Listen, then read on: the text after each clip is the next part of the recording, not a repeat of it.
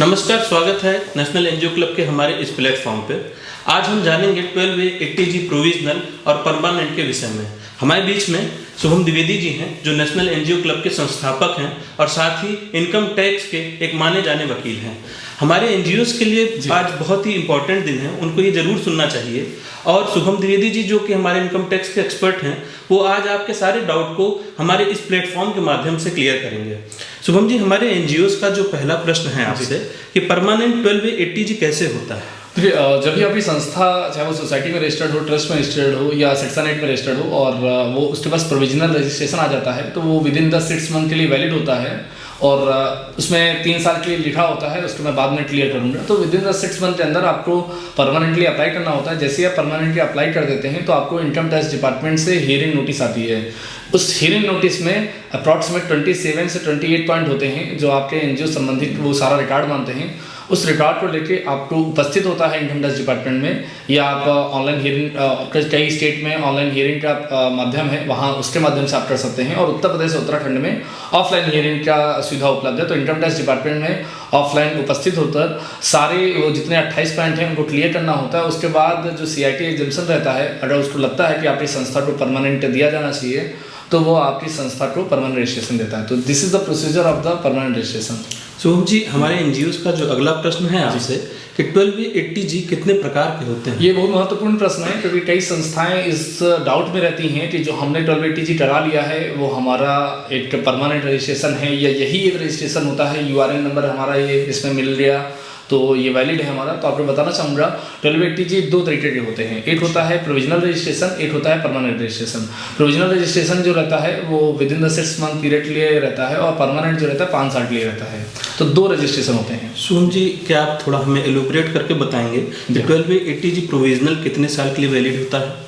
ये एक महत्वपूर्ण प्रश्न है क्योंकि जब भी आप प्रोविजनल रजिस्ट्रेशन का डॉक्यूमेंट देते हैं तो उसमें आप देखते हैं कि वो 3 साल के लिए वैलिड उसमें दिखाई देता है और कई लोग कहते हैं कि क्या वो केवल 6 महीने के लिए वैलिड है। तो जब आप सेकंड पेज अपना ओपन करते हैं टर्म्स कंडीशन का तो उसमें ये लिखा रहता है कि बहुत महत्वपूर्ण लाइन लिखी है कि जब भी आपने अपने कोई भी सोशल, आज आपने प्रोविजनल रजिस्ट्रेशन ले लिया और आपने कोई भी सोशल एक्टिविटी कर दी या किसी भी तरह का डोनेशन ले लिया या कोई भी नेचर ऑफ द एक्टिविटीज आपने कमेंस कर दी तो उसके 6 महीने के अंदर आपको परमानेंटली अप्लाई करना होता है। उसी में ही दूसरा एक और रूल लिखा रहता है, अगर आपने कोई भी एक्टिविटी नहीं किया और आपने कहीं भी कमिटमेंट नहीं किया है तो आप एक्सपायर होने से 6 महीने पहले आपको अप्लाई करना रहता है परमानेंट के लिए। और उसमें लास्ट में लिखा रहता है कि विच इज़ अर्लियर। इसका मतलब होता है कि जो भी इन दोनों में से पहले कंडीशन हो। तो 99.9% जो कंडीशन अप्लाई होती है वो ये होती है कि आपने आज प्रोविजनल ले लिया तो उसके 6 महीने के अंदर आपको परमानेंट अप्लाई करना है। शुभम जी, अगला जो हमारा प्रश्न है वो बहुत महत्वपूर्ण है। हमारे एनजीओज के दिमाग में एक हमेशा से कंफ्यूजन रहती है कि परमानेंट लाइफ टाइम है या किसी समय तक के लिए ये वैलिड होता है या कितने साल के लिए वैलिड है? देखिए, परमानेंट रजिस्ट्रेशन की बात करें तो वो 5 साल के लिए वैलिड होता है। पहले लाइफ टाइम के लिए मिलता था लेकिन भारत सरकार के द्वारा वो सारे रजिस्ट्रेशन अमान्य कर दिए गए और अब जो परमानेंट रजिस्ट्रेशन आपको मिलेगा वो केवल 5 साल के लिए मिलेगा आपको। शुभम जी, अगला प्रश्न हमारे एनजीओज का है कि जिन संस्थाओं ने प्रोविजनल 2021 या 2022 में लिया है और जिनके प्रोविजनल आर्डर पर असेसमेंट ईयर 2024 या 2025 या 2026 से एक्सपायर हो रहा है, उन सभी संस्थाओं को क्या परमानेंट अप्लाई कर देना चाहिए? बिल्कुल कर देना चाहिए। अगर आपने 2 साल या 3 साल पहले आपने प्रोविजनल ले रखा है और उसमें आपका एक्सपायर हो रहा है असेसमेंट, जैसे आपने कहा कि 24-25 या 25-26 लिखा हुआ है तो उसको आपको करा लेना चाहिए क्योंकि 30 जून का टाइम था। अगर आपने नहीं कराया है तो फिर आपको कंडोनेशन भी लेना पड़ सकता है। तो फिर एक और आप प्रोसीजर में फंस जाएंगे कि आप पहले कंडोनेशन लेंगे फिर उसके बाद फाइलिंग करेंगे, अदरवाइज वो रिजेक्ट हो जाएगा। जी, बहुत अच्छी जानकारी आपने दी शुभम जी। हमारा जो अगला प्रश्न है वो जिन संस्थाओं ने परमानेंट आवेदन कर दिया है और उन्हें नोटिस भी आ चुका है, क्या उन्हें अब अपना परमानेंट करवा लेना चाहिए या इंतजार?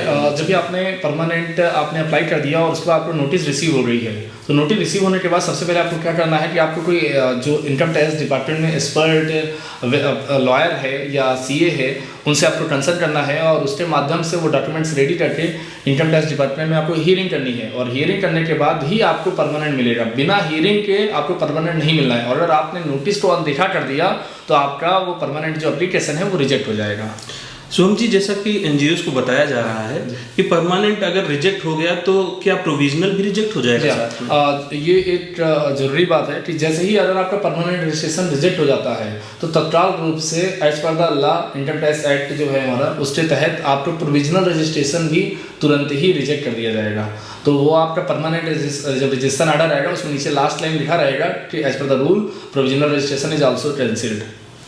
शुभम जी, अगला जो प्रश्न है कि यदि संस्था का 1 वर्ष ऑडिट कंप्लीट हो गया है तो क्या वह परमानेंट के लिए आवेदन कर सकते हैं? ये भी एक अच्छा प्रश्न है, क्योंकि कई संस्थाओं के मन में संदेह रहता है कि जब 3 साल कंप्लीट हो जाएगा तभी हम अपना परमानेंट करा सकते हैं। तो मैं बताना चाहूँगा, जैसे ही आपने 1 साल कंप्लीट कर लिया, आपका ऑडिट कंप्लीट हो गया है और आपकी संस्था नई है, तब भी आप परमानेंट रजिस्ट्रेशन ले सकते हैं। बस आपका 1 साल का ऑडिट कंप्लीट होना चाहिए।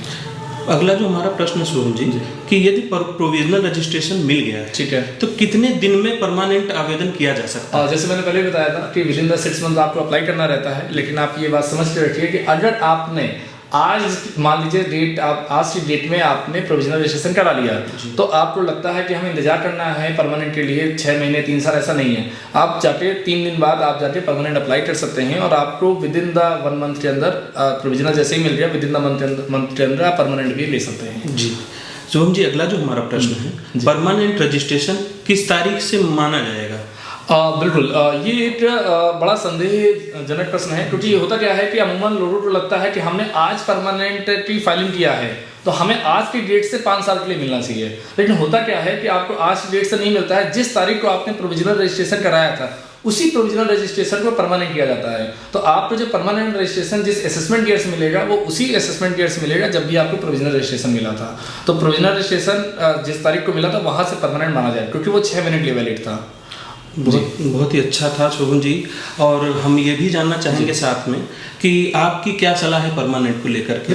मैं ये सलाह दूंगा कि अगर आपको परमानेंट रजिस्ट्रेशन कराना है, क्योंकि एक टफ रजिस्ट्रेशन होता है, और अगर आपने संस्था का परमानेंट रजिस्ट्रेशन किसी अननोन पर्सन से कराया या किसी ऐसे कंसल्टेंट से कराया या कोई ऐसा लॉयर या सी है जिसको नॉलेज नहीं था इस सेक्टर में, आपने उनके माध्यम से अप्लाई करा दिया, जिन्होंने कम फीस लेके अप्लाई कर दिया और आपका हियरिंग आया और हियरिंग में आपको पता ही नहीं चल पाया नोटिस आई है और रिजेक्ट हो जाएगा। दूसरा, आपकी हियरिंग आई, उनको ये नहीं पता है कि हियरिंग में कैसे उपस्थित हो जाता है, कैसे हियरिंग करते हैं एज पर द लॉ, तो वहाँ पे भी आपको बड़ा दिक्कत का सामना करना पड़ सकता है। तो आप हमेशा रखें कि जब भी अगर परमानेंट प्रोसीडिंग के लिए जाएं तो आप एक एक्सपर्ट जो सीए है या लॉयर है उसकी सहायता लें और उसी के माध्यम से कराएं। अगर आप ऐसा नहीं करते हैं तो परमानेंट रजिस्ट्रेशन में एक और रूल बड़ा खतरनाक है कि अगर आपका परमानेंट रजिस्ट्रेशन एक बार जो आपका रजिस्ट्रेशन था वो रिजेक्ट हो गया तो आपको वो सिस्टम जो है वो दोबारा फाइलिंग नहीं करने देगा।